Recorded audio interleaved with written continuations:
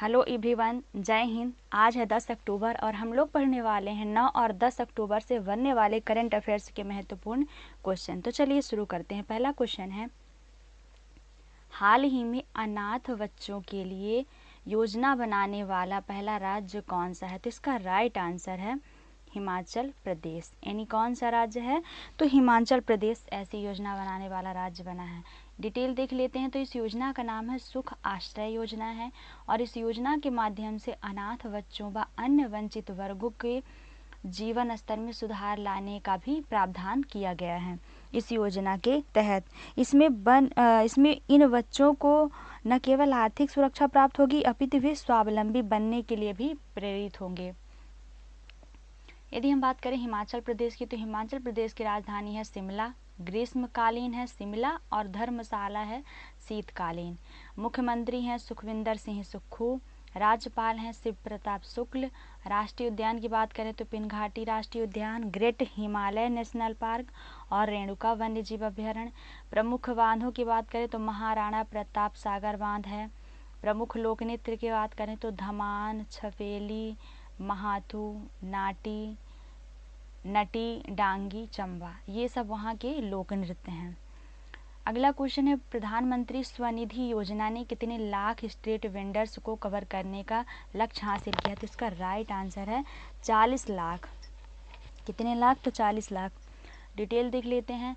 तो आवास और शहरी कार्य मंत्रालय द्वारा स्ट्रीट वेंडरों को कोविड-19 लॉकडाउन के कारण प्रतिकूल रूप से प्रभावित हुए उनकी आजीविका को फिर से शुरू करने हेतु किफायती ऋण प्रदान के लिए एक विशेष सूक्ष्म ऋण माइक्रो क्रेडिट सुविधा PM street vendor Atmanirbhar Nidhi योजना की शुरुआत की गई थी। यानी इसमें ये याद रखना है कब शुरुआत हुई, तो कोविड-19 जब आया था लॉकडाउन में इसकी शुरुआत हुई थी। और किसके द्वारा, किस मंत्रालय के द्वारा? तो आवास और शहरी मंत्रालय के द्वारा। और किनके लिए शुरू की गई थी? तो जो छोटे कामगार हैं, जैसे आज का मजदूरी किए तो आज खाए, कल करेंगे तो कल खाएंगे, यदि कल नहीं करेंगे तो फिर उनको अपने भोजन के लिए परेशान होना पड़ेगा, तो उनको ऋण देने की ये पहल की गई थी। योजना को लागू करने के मामले में उत्तर प्रदेश टॉप पर रहा है। अगला क्वेश्चन देख लेते हैं। उत्तर प्रदेश की बात करें तो उत्तर प्रदेश की राजधानी है लखनऊ, मुख्यमंत्री हैं योगी आदित्यनाथ जी और राज्यपाल हैं आनंदीबेन पटेल। आप लोग नोट कर लीजिएगा। अगला क्वेश्चन है, विश्व डिसलेक्सिया दिवस कब मनाया जाता है? तो इसका राइट आंसर है 8 अक्टूबर को मनाया जाता है। कब मनाया जाता है? तो 8 अक्टूबर को मनाया जाता है। विश्व डिसलेक्सिया दिवस प्रत्येक वर्ष 8 अक्टूबर को मनाया जाता है, जो डिसलेक्सिया से पीड़ित व्यक्तियों के सामने आने वाली चुनौतियों पर प्रकाश डालता है। साथ ही डिसलेक्सिया जागरूकता सप्ताह प्रतिवर्ष 2 से 8 अक्टूबर तक मनाया जाता है। ये डिसलेक्सिया क्या है? तो एक विशिष्ट शिक्षण विकार है जो मुख्य रूप से किसी व्यक्ति को पढ़ने, लिखने और सटीक वर्तने की क्षमता को प्रभावित करता है। इसमें व्यक्ति को लिखित शब्दों को पहचानने और डिकोड करने सहित भाषा संबंधित कार्यों को संसाधित करने में कठिनाइयों का सामना करना पड़ता है। हालांकि डिसलेक्सिया जो है तो डिसलेक्सिया का बुद्धि से कोई संबंध नहीं है। वर्ष 2023 के लिए इसका विषय है यूनिकली यू। तो इसमें ज़्यादा इम्पोर्टेंट नहीं है, थोड़ी ध्यान रखना है कि ये डिसलेक्सिया क्या होता है और किस दिन मनाया जाता है। यदि हम बात करें प्रमुख दिवसों की, तो 8 दिवस, तो 8 अक्टूबर का तो हमने पढ़ा। 5 अक्टूबर को क्या मनाया गया था? आप लोग बताएं। 2 अक्टूबर को तो गांधी जयंती मनाई गई थी और लाल बहादुर शास्त्री जी की जयंती मनाई गई थी। और 8 अक्टूबर को वायुसेना दिवस भी मनाया गया था।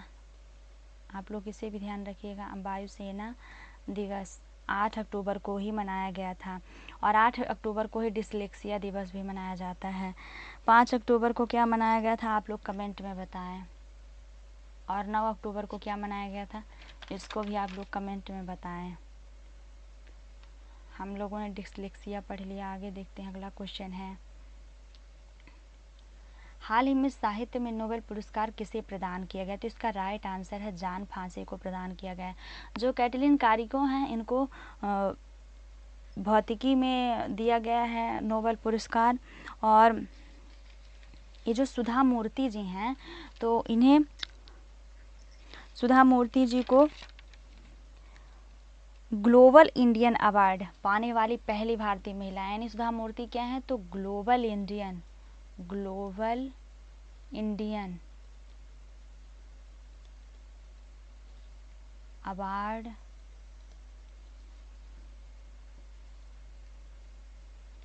पाने वाली पहली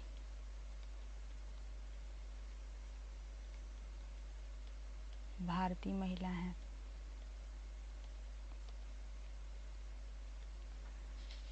तो सुधा मूर्ति ग्लोबल इंडियन अवार्ड पाने वाली पहली भारतीय महिला हैं। और जो अन्नू रानी हैं, अभी हाल ही में मैंने करंट अफेयर्स में बताया है, तो ये जो है तो जेवलिंग थ्रो में स्वर्ण पदक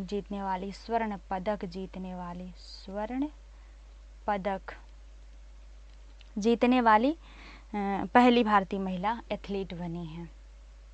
डिटेल देख लेते हैं। तो नॉर्वे के लेखक हैं जान फासे। यानी जान फासे कौन है? तो नॉर्वे के लेखक हैं। उनके नाटकों और गद्य के लिए साहित्य नोबेल पुरस्कार 2023 दिया गया है। इस साल के साहित्य पुरस्कार विजेता जान फासे ने उपन्यासों को एक शैली में लिखा है जिसे फासे मिनिमलिज्म के नाम से जाना जाता है।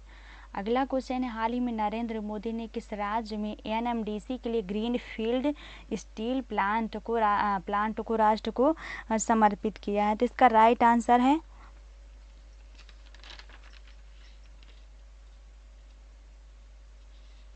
छत्तीसगढ़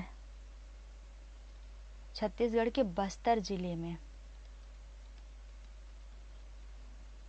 ये प्लांट समर्पित किया गया है। और इसकी डिटेल की बात करें तो इंटीग्रेटेड स्टील प्लांट करीब 24,000 करोड़ रुपए की लागत से बना है। छत्तीसगढ़ राज्य एक बड़े इस्पात उत्पादक राज्य के रूप में लाभ प्राप्त कर रहा है। यही इसके डिटेल है। अगला क्वेश्चन की बात करें तो अटल बिहारी वाजपेयी दिव्यांग खेल प्रशिक्षण स्टेडियम केंद्र का उद्घाटन किसने किया है? तो इसका राइट आंसर है नरेंद्र मोदी जी ने किया है। प्रधानमंत्री नरेंद्र मोदी द्वारा जो है तो दिव्यांग खेल सेंटर अटल बिहारी वाजपेयी प्रशिक्षण केंद्र का उद्घाटन किया गया है। और ये किस राज्य में किया गया है? तो मध्य प्रदेश में। कहाँ किया गया है? तो मध्य प्रदेश राज्य में किया गया है। और मध्य प्रदेश के ग्वालियर जिले में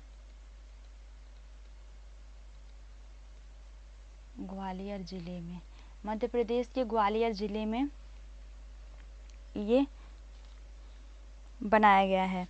यह देश में पहला अत्याधुनिक दिव्यांग खेल परिसर है जिसका निर्माण केंद्रीय कृषि मंत्री नरेंद्र सिंह तोमर की पहल पर किया गया है। अगला क्वेश्चन है, राष्ट्रीय डॉल्फिन दिवस कब मनाया जाता है? तो इसका राइट आंसर है 5 अक्टूबर को। अब मैंने इस क्वेश्चन में बता दिया। अभी हाँ हमने आप लोगों से कमेंट में पूछा है कि 5 अक्टूबर को क्या मनाया जाता है, अरे हमने बता दिया। चलिए तो आप लोग कमेंट में बताइएगा कि 9 अक्टूबर को कौन सा दिवस मनाया जाता है। 8 अक्टूबर हमने वायुसेना दिवस और वो डिसलेक्सिया दिवस पढ़ा। 5 अक्टूबर को डॉल्फिन दिवस हो गया। 2 अक्टूबर को लाल बहादुर शास्त्री और महात्मा गांधी जी की जयंती रही है। 9 अक्टूबर को आप लोग बताइए क्या मनाया जाता है, कौन सा दिवस। यदि बात करें इसकी डॉल्फिन की, तो जो डॉल्फिन है तो राष्ट्रीय जलीय जीव के संरक्षण के बारे में जागरूकता पैदा करने के लिए ये राष्ट्रीय डॉल्फिन दिवस मनाया जाता है। और बिहार सरकार की मांग पर केंद्र सरकार ने 2010 में गांगेय डॉल्फिन को राष्ट्रीय जलीय जीव घोषित किया गया था। यानी भारत का यदि कभी पूछा जाए कि भारत का राष्ट्रीय जलीय जीव क्या है, तो डॉल्फिन ही है, गंगा डॉल्फिन, गांगेय डॉल्फिन। अगला क्वेश्चन है, भारत के पहले सोलर रूफ साइकिलिंग ट्रैक का उद्घाटन कहाँ किया गया है? तो इसका राइट आंसर है हैदराबाद में किया गया है। डिटेल देख लेते हैं।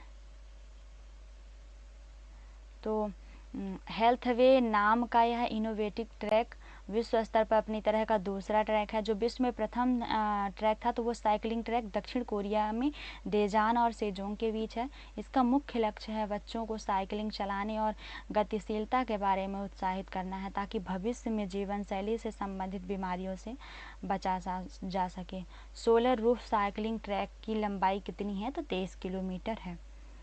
अगला क्वेश्चन है, किस संगठन के हमले के बाद इजराइल ने युद्ध का ऐलान कर दिया है? तो इसका राइट आंसर है हमास। अभी भी ये युद्ध चल रहा है। So thanks for watching my videos. आशा है कि वीडियो आपके लिए काफ़ी हेल्पफुल होगी और आप वीडियो को पूरा ज़रूर देखेंगे। Thank you.